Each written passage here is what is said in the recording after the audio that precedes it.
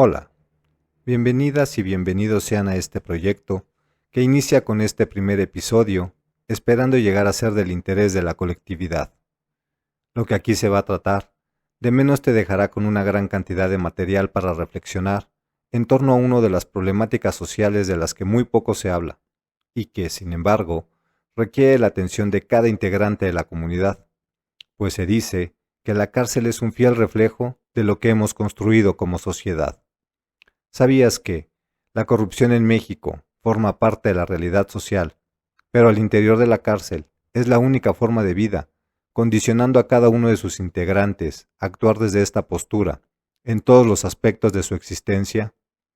Que encerrar a un delincuente es enviarlo a una universidad del crimen, en donde se le brindarán nuevas herramientas, podrá especializarse y actualizarse en las nuevas estrategias en delincuencia. Que la manutención de las cárceles implica un gasto que a todos nos cuesta, que ni siquiera beneficia a la población penitenciaria, a quienes se supone está destinado ese recurso, representando un doble gasto social, sin que la institución penitenciaria signifique un beneficio comunitario, y por tanto debiéramos exigir que su función se lleve a cabo de manera correcta para que se trabaje en favor de la sociedad. Que es en extremo reducido el porcentaje de la población penitenciaria que se reinserta de forma efectiva a la sociedad, ya que en su gran mayoría, las personas excarceladas, ante la posibilidad de reincorporarse a la sociedad, se convierten en parte de las estadísticas de reincidencias al volver a delinquir. Yo soy Jaltor Gabe, y será a través de mi experiencia personal con el sistema carcelario que los llevaré de la mano hacia el conocimiento de cada uno de los recovecos de la vida intramuros de las personas privadas de la libertad. Este es el término jurídico correcto para expresarse, de acuerdo con los instrumentos legales vigentes hoy día, tanto tratados internacionales, convenios y pactos, así como leyes y códigos locales y federales respecto de quienes viven esta condición. Sin embargo, a lo largo de este proyecto, utilizaremos los vocablos preso, interno, recluso, condenado, reo y demás apelativos, toda vez que no hace diferencia en la mente y en la realidad de la gente que se haya viviendo este tipo de experiencia, el que se les llame de una u otra manera. De hecho, lo que se haya plasmado en la ley difícilmente se aterriza de forma adecuada en la práctica cotidiana al interior de los penales. Y no es que no esté presente, sino que no aplica, tal como lo iremos descubriendo conforme vayamos avanzando. Cabe señalar que aunque las condiciones de vida imperantes en la actualidad al interior de algunos penales puede ser diferente a lo que se les dará a conocer, en otros sigue siendo el pan nuestro de cada día, por lo que no se dejará de lado el tocar ninguno de estos temas, pues siguen teniendo en mayor o menor medida vigencia en la vida carcelaria. Mas como no sería correcto generar una visión estandarizada desde un único punto de vista, toda vez que sería cuestionable la objetividad de este trabajo, nos valdremos de la participación de personas que estuvieron recluidas y alcanzaron su libertad, quienes nos relatarán su experiencia al interior de la cárcel, brindándonos un enfoque personal de cómo vivieron su reclusión, así como de autoridades en la materia, quienes han investigado y presentado sus resultados al público a través de diversos medios, lo cual nos permitirá profundizar en este saber y cotejar desde distintas perspectivas lo que ha representado para cada uno de los actores participantes esta vivencia, y cómo ello ha sido traducido en teorías delimitantes dentro de un conocimiento oficial del fenómeno penitenciario, tal cual como ha quedado establecido hasta nuestros días. Permítaseme entonces presentar un fragmento de mi historia personal a manera de introducción hacia la experiencia de este enigmático microuniverso. Hace mucho tiempo me vi involucrado en la comisión de un delito, por el cual me fue impuesta una pena superior al máximo establecido en el Código Penal Federal vigente para ese momento, pena de 50 años de prisión y sin derecho a pelear ningún tipo de beneficio preliberacional, es decir, que no me concedían la posibilidad de salir antes de prisión, por lo que yo habría sido condenado a morir en la cárcel. A grandes rasgos, Los beneficios preliberacionales son concesiones que en diversas épocas y bajo distintas modalidades ha contemplado la ley para permitir que las personas sentenciadas ante la comisión de diversos delitos, no todos, alcancen su libertad antes del tiempo establecido por un juez como condena, en función de su buen comportamiento. Esto último está determinado por el cumplimiento de ciertas directrices establecidas desde la misma ley para quienes se sujeten a ella. Si consideramos que el promedio de vida para las personas de mi edad es de 64 años y que para entrar a un reclusorio se necesita ser mayor de edad, tendría que, según el criterio judicial del juez que me sentenció, pasar el resto de mi vida preso. Pueden imaginarse lo que significa en la mente de cualquier persona enfrentar una condena a cadena perpetua. Aunque en México no se estile el uso del término jurídico de cadena perpetua, de facto es aplicada todo el tiempo, siendo uno de los pocos países del mundo en que se imponen sentencias enormes que representan la vida de los reos en prisión hasta su muerte. Para los presos, resulta irrisorio o una locura por parte de la autoridad judicial esta permisividad del orden jurídico, quien, humanamente, les va a pagar una sentencia de este tipo. Sin embargo, les aseguro que en la época jurídica contemporánea es lo habitual. Estuve en contacto directo con un gran número de personas privadas de la libertad, sentenciadas a cumplir condenas gigantescas, incluso de casi 1000 años. ¿Acaso los sistemas penal y de justicia conciben la inmortalidad de algunas personas posible para condenar a sujetos a pagar sentencias tan exageradas? Digo, ¿cuál es la diferencia entre condenar a una persona a cumplir 50 años de prisión, como en mi caso, o 70, que es el máximo establecido en los códigos penales de este momento, a imponer penas tan grandes? ¿Acaso no tienen la misma significación? Lo único que produce este tipo de sanciones al interior de los reclusorios es la generación social de individuos irresocializables. Me explico. Se vuelven seres que ya no tienen la esperanza de salir de la cárcel y regresar al lado de sus seres queridos, o lo que alguna vez fuese su vida, y lo que conciben por lo general son ideas de venganza contra todo y contra todos, y entonces deciden dedicarse a las peores actividades desde dentro de la prisión, muy lucrativas por cierto, justificando su actuar en el hecho de que, de todos modos, ya no puede haber consecuencias jurídicas que les puedan afectar de manera significativa a su existencia. Y sin embargo, muchas veces alcanzan la libertad gracias a estas actividades ilícitas, con apoyo en la corrupción presente en el sistema de justicia penal y o del sistema penitenciario. Y si creen que este tipo de individuos sufren al interior de las cárceles por ello, pues no pareciera que fuese tan así. Son personas por lo regular con cierto grado de poder y respeto en función de sus enormes condenas. Derivado de ello, gozan de privilegios y de buena economía dentro de sus respectivos centros,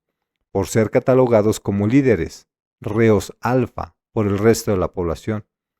Estas son cosas que iremos descubriendo poco a poco. Desde luego, cada cabeza es un mundo y cada mundo es diferente, pero algo es seguro. A partir del momento en que se llega a la cárcel, se experimenta un vuelco de 180 grados en lo tocante al estilo de vida de quien sea. No solo es la imposibilidad de deambular libremente por las calles, o el estar al lado de la familia,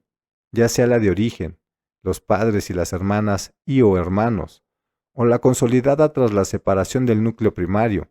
esposa, esposo, hijas, hijos, o simplemente compañeros de vida,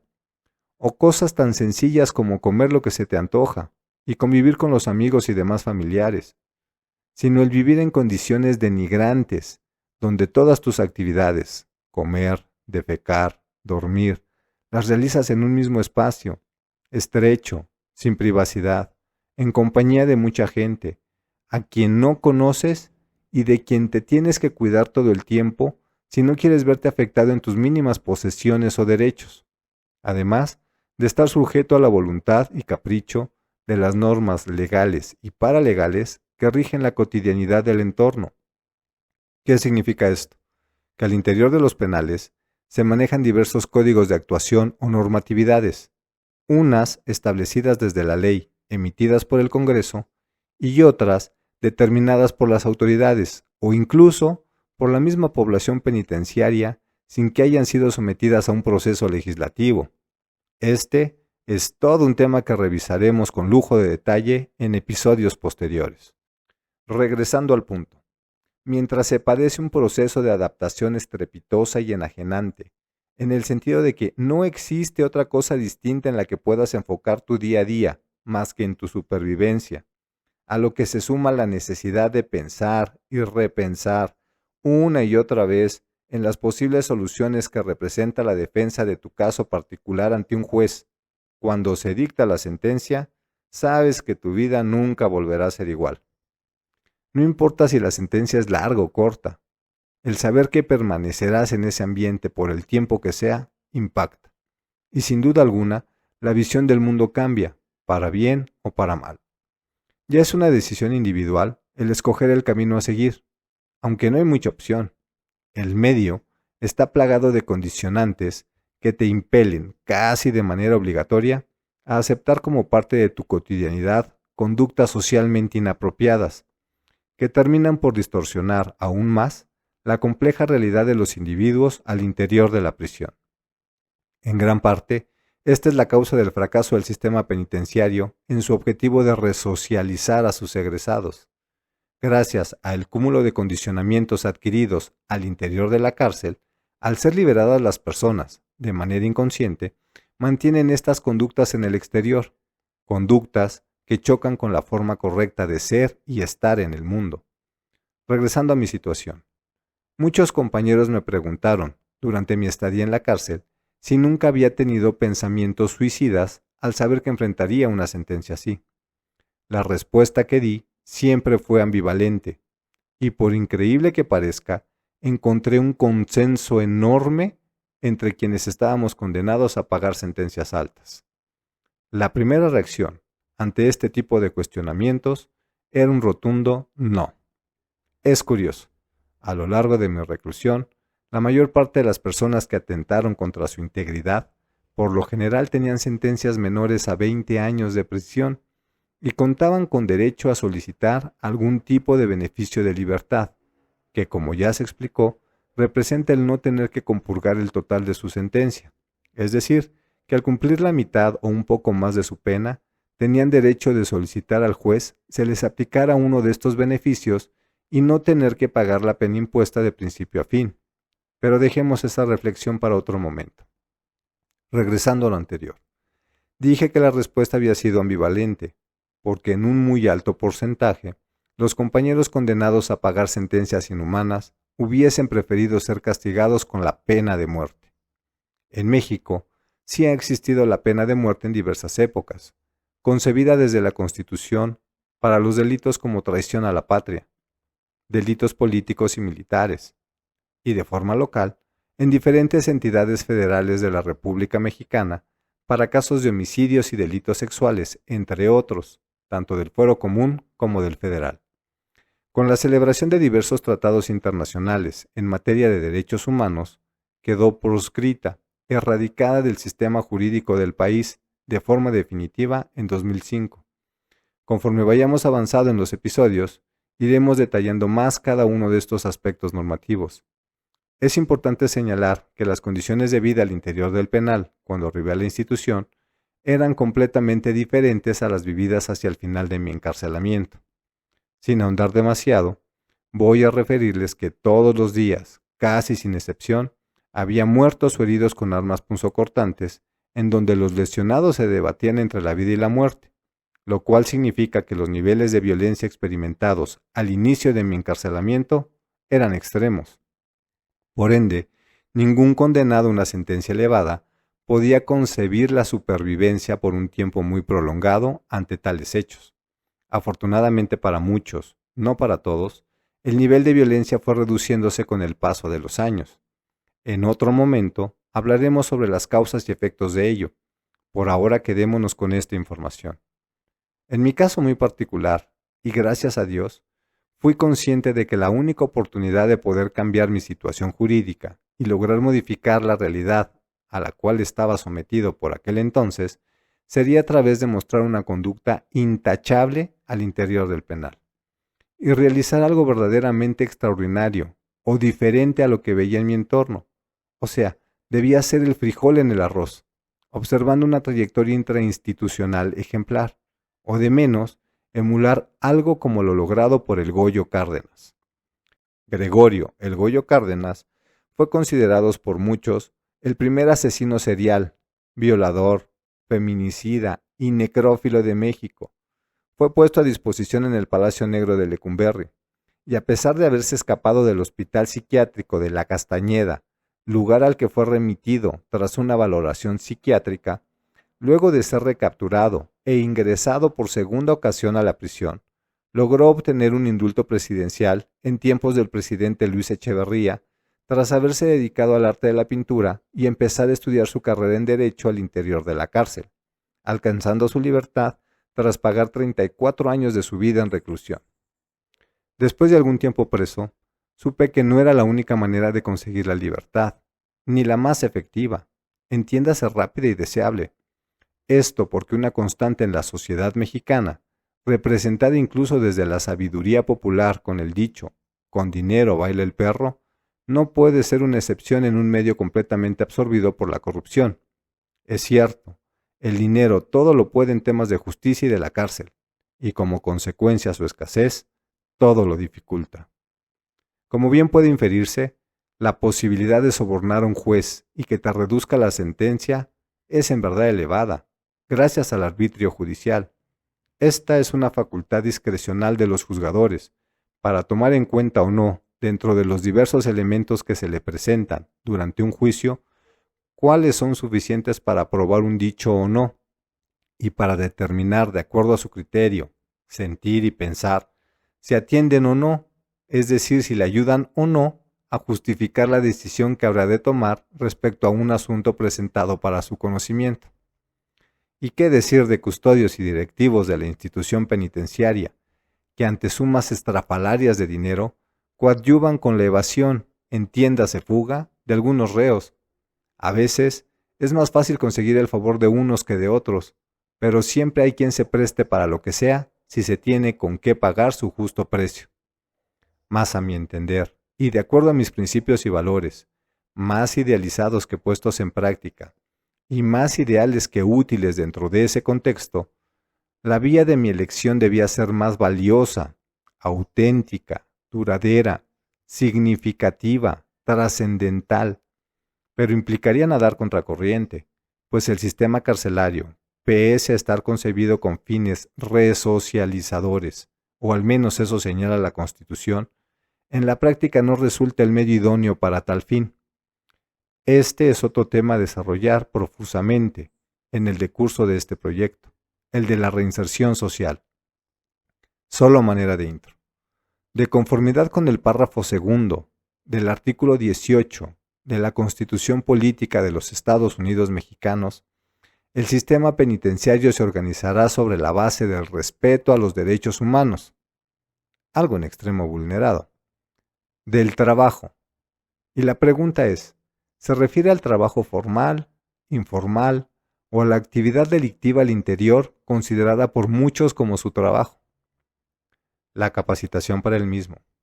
con las mismas interrogantes que la anterior. La educación,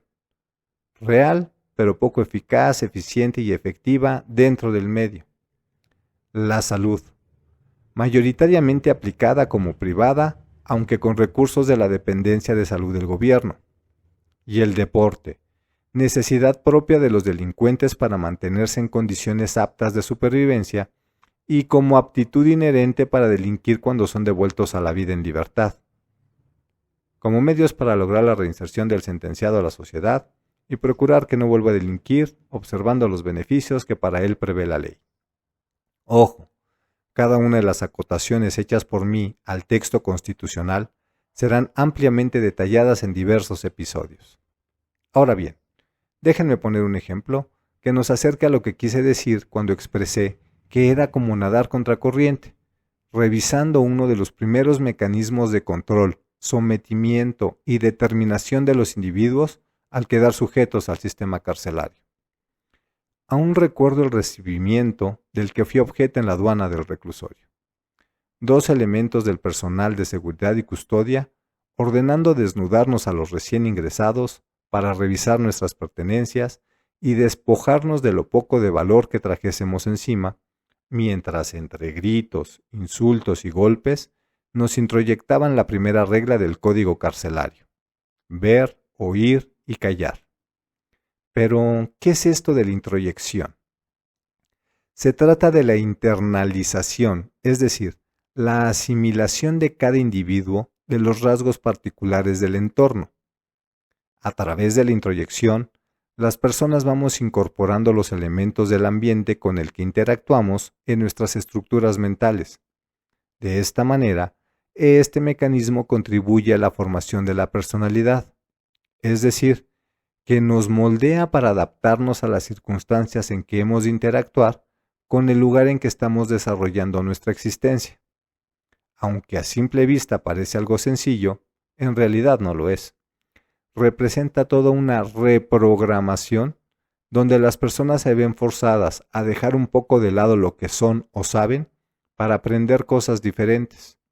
siendo mecanismos obligados de supervivencia, pues quienes no se adaptan y las ponen en práctica están condenadas a padecer lo insufrible.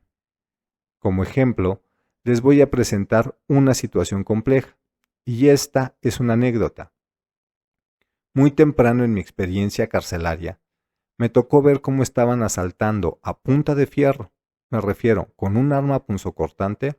a una señora de la tercera edad, madre de un interno, en plena visita con su hijo al lado. La ley señala los días en que los familiares pueden visitar a sus presos, normalmente los días martes, jueves, sábados y domingos, salvo en casos de excepción como los acaecidos durante la pandemia de COVID-19, por mencionar uno. Bueno, ese día picaron a la señora y al hombre, es decir, los lesionaron y los dejaron sangrando de ciertas partes del cuerpo para quitarle a la mujer el monedero. Nadie de los que nos tocó ser testigos del suceso pudimos hacer algo para socorrerlos. ¿Por qué? Por un lado, existía el inminente peligro que representa el enfrentarse a alguien armado sin uno contar con qué defenderse, lo cual ya sería una insensatez, aun contando con algún elemento que emparejara la situación. Y por el otro, era sabido por todos que, al pedir auxilio, te verías involucrado, y hasta terminarías siendo señalado como culpable, o al menos corresponsable por meterte en lo que no te importa. En aquel entonces, el delatar las acciones de cualquier actor social carcelario, fuera interno, administrativo o custodio, representaba una muerte segura para el delator. Y si bien te iba, no pasaba de una golpiza de consecuencias graves a manos de algún o algunos otros presos. En algunos penales sigue siendo así, pues al soplón hasta la fecha se le menosprecia al interior del sistema carcelario, no solo por parte de la población interna, sino también por parte de las autoridades,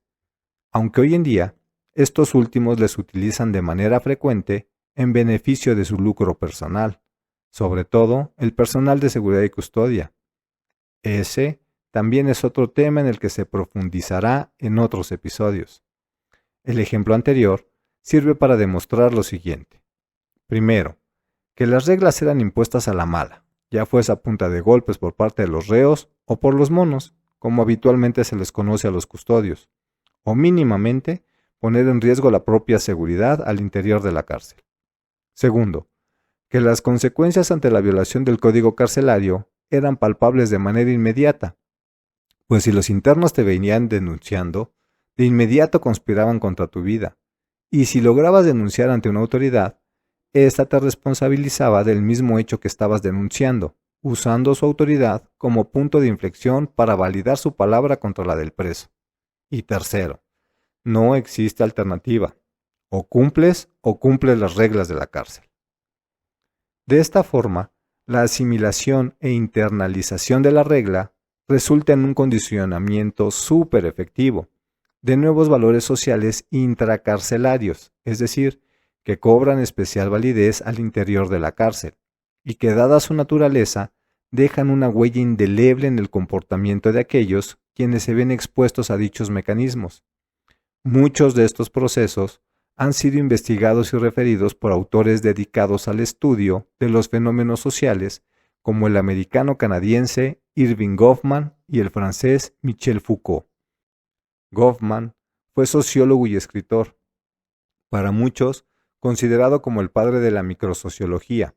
quien en su libro Internados, publicado en 1961, describe la interacción producida entre las personas y los procesos de internalización de los individuos sometidos a vivir dentro de instituciones totales, tales como hospitales psiquiátricos, conventos, cárceles y cuarteles. La característica principal que vincula a estas instituciones es que ejercen un permanente control y vigilancia sobre sus moradores, quienes realizan todas sus actividades al interior de estos espacios de confinamiento, sujetos a determinadas reglas de convivencia muy estrictas, y que en este proceso de aislamiento social son despersonalizadas. Esto se logra al despojarles de sus pertenencias, su intimidad, privacidad e incluso se modifica su apariencia para dar paso a un ser completamente sometido. Por su parte, Foucault, filósofo y psicólogo, en su obra Vigilar y Castigar, publicada en 1975, reflexiona sobre el uso abusivo del poder que hace la sociedad a través de instituciones como la escuela y la cárcel, quien, al igual que Goffman, realiza un análisis sobre el control y vigilancia que se ejerce sobre los actores de estos medios en la búsqueda de conformar en ellos una personalidad moldeada, regulada y controlada que normalice su actuar. Al mismo tiempo, estudia las relaciones de poder generadas entre quienes dominan y quienes son sometidos, mediante distintos mecanismos de castigo y recompensa que aseguran la obediencia y conformidad de cada individuo.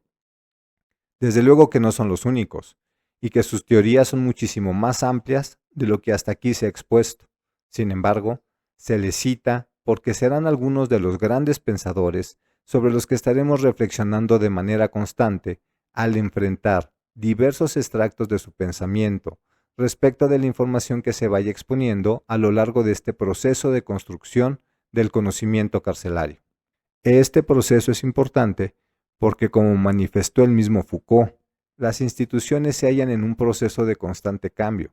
y algunos planteamientos que se tienen como verdades únicas, por haber sido referidas por autores de este calibre, han dejado de serlo ante este proceso de mutación, y será interesante ir descubriendo de manera conjunta qué sigue siendo válido dentro de sus planteamientos teóricos y qué ha dado lugar a la conformación de nuevas formas de concebir estos espacios. Como ya he referido antes, la institución que me recibió es una institución muy parecida a la que me vio trascenderle, pero presenta muchos cambios, sobre todo en las dinámicas carcelarias, es decir, el movimiento social, las actividades y las condiciones de vida de la población penitenciaria al interior de las prisiones, el cual es uno de los temas principales que trataremos de ir develando de manera progresiva e intermitente en cada podcast. Creo que es notorio que este primer episodio se presenta como un panorama general de toda la temática, no definida aún en su totalidad, que habremos de ir abordando durante la generación de los programas, y que les deja entrever lo vasto de este microuniverso carcelario. Sin más, yo soy su servidor y amigo Jaltor Gabé, esperando que este material llegue a convertirse en un asunto de su interés, y que sirva para ilustrar y visibilizar paulatinamente la problemática presente en las prisiones, toda vez que sus efectos pueden sentirse y verse reflejados en la vida de la colectividad. Si te ha gustado o parecido interesante el material, no olvides dejar tu like y compartirlo con tus conocidos. Entre mayor difusión le demos, todos, a los diversos problemas sociales que enfrentamos como comunidad, será más fácil tomar conciencia de ellos y encontrar soluciones en la búsqueda de conformar una mejor sociedad. Y si te han surgido dudas o sugerencias, házmelas saber a través de los diversos canales con que cuentas en mis redes sociales. Ten por seguro que serán valiosas aportaciones en la generación de un contenido más afín con tus intereses. Hasta la próxima.